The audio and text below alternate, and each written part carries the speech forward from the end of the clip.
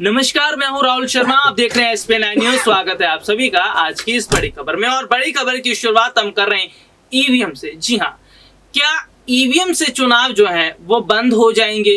क्या ईवीएम से जो चुनाव होने हैं, क्या उस चुनाव से पहले विपक्ष जो सवाल खड़ा कर रहा है, क्या विपक्ष की एकजुटता देखकर कुछ बड़ा होगा? हालांकि अभी हाल ही में सुप्रीम कोर्ट का सुप्रीम कोर्ट की तरफ से जो है पूरा खाका रखा गया। कोर्ट में दलील रखी गई है विपक्ष की तरफ से और सत्ता पक्ष की तरफ से। तो कोर्ट ने ये माना है कि भाई आज के टाइम पे ईवीएम से चुनाव ही होगा। बैलेट पेपर से चुनाव बहुत मुश्किल है और बैलेट पेपर से चुनाव होगा तो उसमें बहुत ज्यादा वक्त लगेगा। विपक्षी पार्टियों का ये मानना है कि ईवीएम से जो चुनाव होगा उसमें बीजेपी धांधली कर रही है, बीजेपी गड़बड़ी कर रही है। तो सवाल ये भी खड़ा हो रहा है कि भाई बैलेट पेपर से चुनाव होगा तो वो निष्पक्ष तरीके से होगा, इसकी क्या गारंटी है?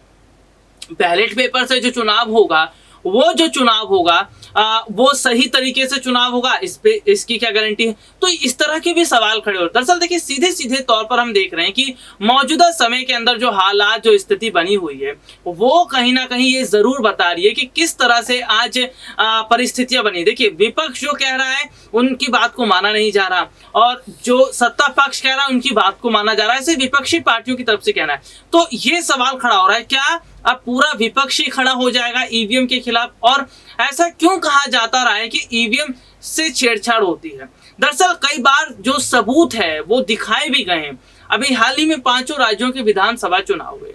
इस 5 राज्य के विधानसभा चुनाव की अगर हम बात कर लेते हैं तो इसमें सबसे बड़ी बात जो है वो ये देखने को मिली है कि भाई यूपी जो है वो बहुत मेन था, बड़ा राज्य था और यहाँ पर ईवीएम से किस तरह की धांधली हुई, बकायदा वीडियो वायरल हुए, तमाम जो स्थिति देखने को मिली है। और सीधे सीधे तौर पर देखने को मिला कि किस तरह से बहुत बड़े हद तक समाजवादी पार्टी के कई नेताओं ने वीडियो तक वायरल करके दिखाया कि हाँ देखिए किस तरह से ईवीएम में धांधली हो रही है।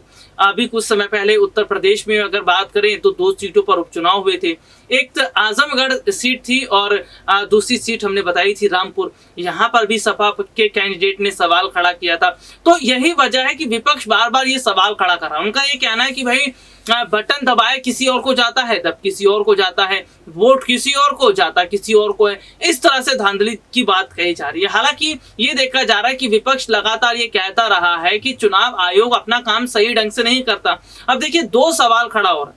चुनाव आयोग पर जो सवाल खड़े किए जाते हैं उस पर चुनाव आयोग की क्या प्रतिक्रिया है और विपक्ष जो आरोप लगा रहा है क्या वो सही है? देखिए, विपक्ष जो आरोप लगा रहा है उसको झुटलाया भी नहीं जा सकता क्योंकि विपक्ष ने कई बार सबूत भी दिखाए हैं और विपक्षी पार्टियों ने जो सबूत दिखाए हैं वो सीधे सीधे तौर पर देखने को भी मिला है।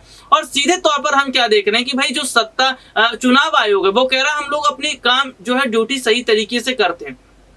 अगर ड्यूटी सही तरीके से होती है तो जो वीडियोस वायरल होते हैं, जो ईवीएम मशीन इधर उधर फेंकी रहती है उसका क्या? तो ऐसे में हम देख रहे हैं कि विपक्ष जो कह रहा है उसको हम झुटला नहीं सकते। और ये भी बहुत हद तक सही है कि अगर बैलेट पेपर से चुनाव होगा तो बहुत मुश्किल होगा क्योंकि आज के टेक्नोलॉजी के जमाने में ईवीएम को छोड़कर बैलेट पेपर से चुनाव करवाना तो ठीक नहीं है। हालांकि अब ये देखना होगा कि विपक्ष क्या वाकई पूरा मोर्चा लेकर खड़ा हो जाएगा। विपक्ष एक बार फिर अगर मोर्चा लेकर खड़ा हो जाता और ईवीएम को बैन करवाने की बात करता तो क्या दोबारा कुछ कोर्ट की तरफ से बात कही जाएगी या दोबारा क्या ये मामला कोर्ट में जाएगा? आज के लिए इतना ही। आपसे फिर दोबारा मुलाकात होगी, तब तक के लिए इजाजत दीजिए। नमस्कार।